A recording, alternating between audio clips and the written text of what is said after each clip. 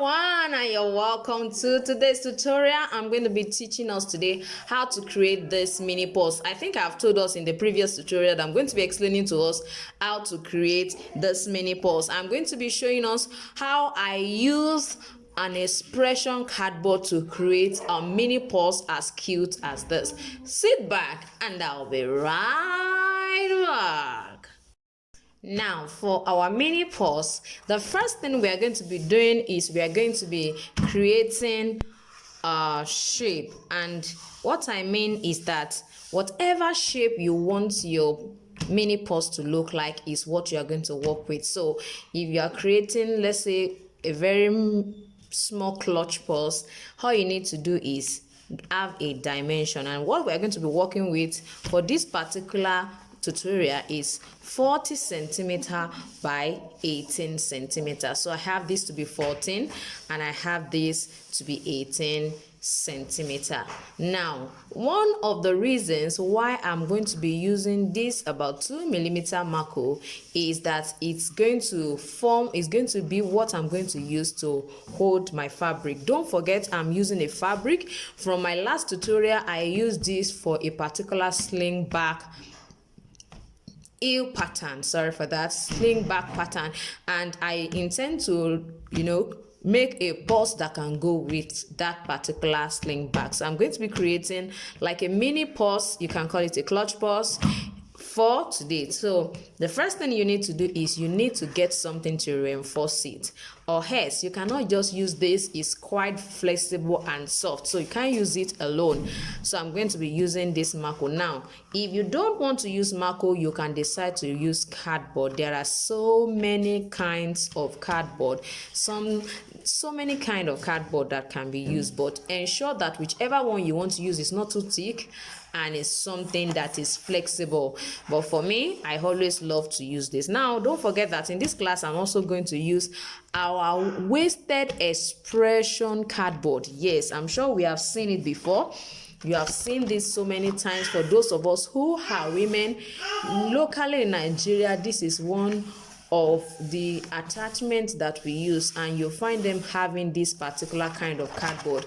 It's not only in our attachments, even in some weave-ons, even in some of our wigs, you find them there. So you can use it as well to create your purse. And don't forget, if you are going to be using this, it means you have to get a foam to cover this side so that it will not be too plain and hard. So it will not be too plain and hard. For this, it's foam, it's an ever foam, so it makes it a bit foaming. Now after cutting out your 40 by 18 centimeter, this is 40, this is 18 centimeter, all you need to do is to cut out a fabric that is wider than it. Because I'm going to be wrapping it all around it, that is why it should be wider. Now as you can see this, you can see that I have excess, so it means you are going to cut about, let's say, 42 for your fabric, 42, and then for the width you're going to cut about 20 centimeters, so that you have like 1 centimeter here, 1 centimeter here, 1 centimeter here, 1 centimeter on the two sides. You can make it more in case after cutting it if you don't want to have challenges, you can cut it a bit wider. So what I'm going to do next is I'm just going to apply gum on this. Now I don't apply gum on my own fabric because of the kind of gum I use. Now as you can see, I have applied my gum all around the surface, so ensure that you don't have any excess gum at any point or any part of your Mako. And in case you are using a foam, you definitely need to if you are using a foam, what you need to do is, of course, you need a cardboard before you use a foam. So whatever kind of cardboard you are using, after you have cut out the dimension, which is 40 by 18, you place your foam here, you apply gum and place your foam on it before you finally place your fabric on it. Now when you are placing your fabric, you don't need to apply gum again. All you need to do is just to place it this way. You place your fabric on it and then apply gum on the other side, because it will definitely hold it. You understand what I'm saying as we continue. Now for this, I'm going to lay down my my fabric, then align it appropriately on it. You can see what I have, so I'm going to align it, ensure that I have enough on the sides to go over it. Now you can see what I have. I'm sure you can see what I have, so you must make sure there's excess to go over it this way. There's excess to go over this, and just like that. So let's check the other side. Ensure you check it and make sure it's smooth.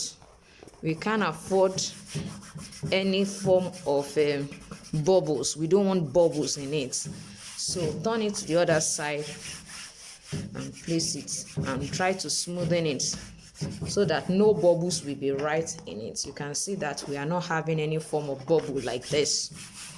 So next we are just going to apply gum all around now and then fold it all over it. I'm going to try to put enough gum, then you can see me. I'm still going to try as much as possible to avoid applying gum on my fabric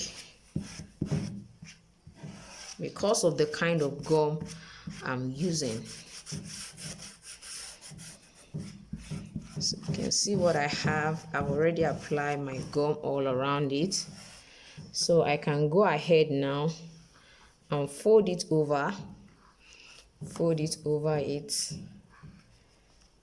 Ensure that it goes over. You can see what I have. Let it go over this way. Do the same thing on the other side. Pull it and ensure there are no bubbles. No bubbles at all.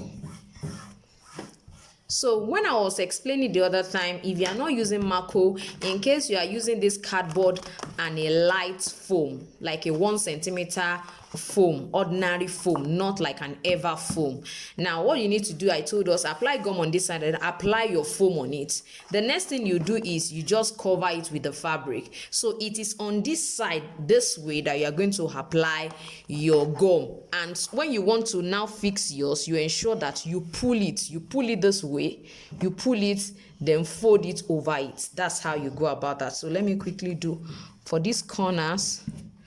We have to apply gum there so that by the time I'm placing it on it, you can see it by the time I'm placing it so that it will stay.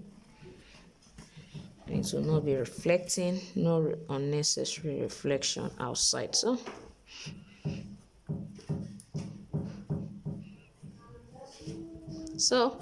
I'm going to do the same thing to this other hand as well. Now, don't forget I told us that we are going to be making use of this particular cardboard. Don't forget, this is not the only cardboard that can be used. You can use any other cardboard of your choice.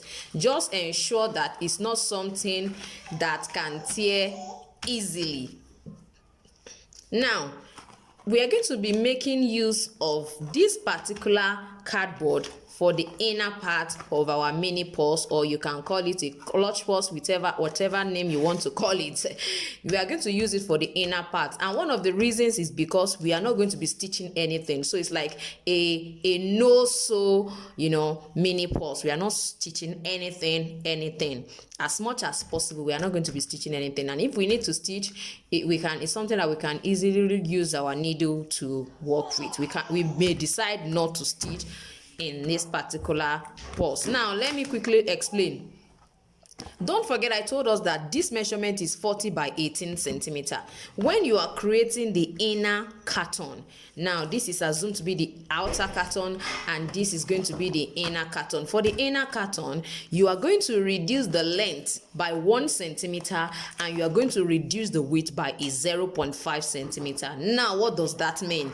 It means our length is going to be 39 centimeter while our width is going to be 17.5 centimeter. I hope we get that. So whatever measurement you are going to make, that is what it's going to be. Now you can decide to create any shape of your choice. If you want yours to have shape, I think for me, I like the fact that it is this way. I like it. And working with this kind of design I'm working with, I think I already like what it looks like. But you can decide to give it any kind of shape if you so desire.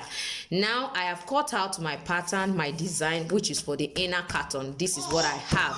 Now what did I do? I tried to attach together this my expression cardboard because the width would not be enough for what I want to use it for. So I attached two and use it. You can decide to use a carton, an Indomie carton that you have at home. You can use it as well. It's just that is a lot more flexible, but you can still use it and you will get a perfect result. The next thing I'm going to be doing is that I'm going to be demarcating. I want to quickly explain this demarcation part to us. Now, when you want to demarcate your mini purse, the design you want to work with will determine how you want to do the demarcation. For example, you can see I can have something that looks like this. If I don't want it to look like this, it can be round. I mean under it, like I have something that is, let me use this as an example for us. If I want it to just be round, and if I want it to look this way by the side, that is the way it's going to look like. You can see what I have here. That is what it's going to look like. If I don't want it to have this particular shape, round shape here, if I want it to be sitting, I want it to be sitting, I can also do that. Those are always very easy when you are making use of cardboard. Now, if you are using Marco like I did, I will suggest you do is your cardboard that you are using for the inner cardboard, use it to shape it. For my own shape, what I do is this. I will always divide my length by 5 centimeters, whatever my full length is. For example, the full length is 40 for my outer carton. I'm going to divide it by 5. Then by the time I divide by 5, by the time you divide 40 by 5, for example, it will give you 8 centimeters. That is what I'm going to use as my flap. So whatever length you want to use, if you are using 50 as your length, divide it by 5. Whatever your division by 5 gives you, let it be your flap. That is the average flap when it comes to producing purse. That is the average flap. And I said average, please. It can go lower, it can go higher. It could be smaller, it could be more, but on the average, by your division, by dividing it by 5, you are going to get what the width of your flap should be. And that is why here I am having 8 centimeters.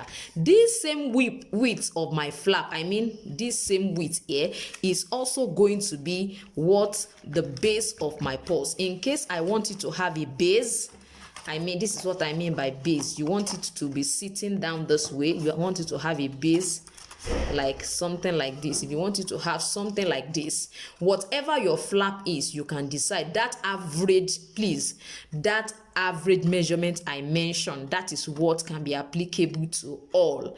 If you are not making use of that average measurement, your total length divided by 5, if you are not making use of it, of course, definitely you are going to have a different result from what I am talking about here. So if you are I'm trying to analyze this particular formation for us to be able to know what to do in case you are using a longer or wider measurement from mine.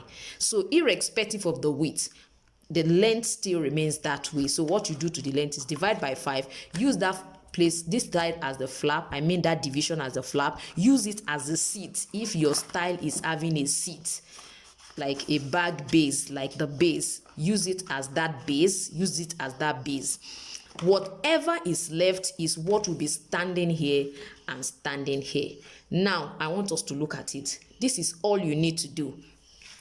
This purse now, if you look at it, is going to have like how many sides? This is 1, this is 2, this is another one here, and this is another one here. So we have 1, 2. Okay, let's count 1, 2, 3, and the base 4. Now that it is 4, you are dividing everything. The partition is going to be in 4. You already know that this is 8. The base also is 8. 8 plus 8 is 16. Now, if you say 40 minus 8, for example, what's 40 minus 8? Please do that calculation yourself. At the end of the day, you are going to be having about 24 or so. or 22 thereabout. I think you are going to be having like 22 if I'm very correct, because 8 and 8 16. Oh, I'm correct, it's 24. You're going to be having 24 is 16 of course. 40 minus 16 will give minus 16 is going to give us 24. I'm correct. So your 24, you are going to divide it now into the remaining two parts. Please, I want you to follow me. You have to divide it into the remaining two parts. Now, after your division, it means that you have 8 as your flap, you have 8 as your seat. Now, when you want to divide your 24, ensure that the side that will be sitting this way, the side that will be sitting this particular way, don't forget this is going to be the outer part that they'll be seeing. This is your flap. Don't forget this is your flap for this particular style. Ensure that there is a difference between this length, this particular length, and this one that is going to be at the back here. Ensure that at least there is 1 centimeter difference between them. That will help you to be able to coordinate your whatever snap you are using to hold this side together. Now, the same thing that I did to my outer curtain is what I'm going to do to this. My outer curtain is this particular one that I have here. Don't forget, this is what I mean when I refer to outer curtain. This is what I mean. Now I'm going to do the same thing, but for this I am not going to apply gum at all here. I'm just going to apply it on the edges here and fold it all around it. So let me do that for us to see. The same way you did not allow, as in the same way you didn't measure the same length for the other one, that's the same way the length will be wider. You can see this is also very much wider than that one. So that's the same thing I'm going to do for this as well. Now you have to be very careful with this. You can see what I have. I decide to use one part for that fabric, which is for the flap. That's the end. Don't forget, this is the inner part. This is the inner part.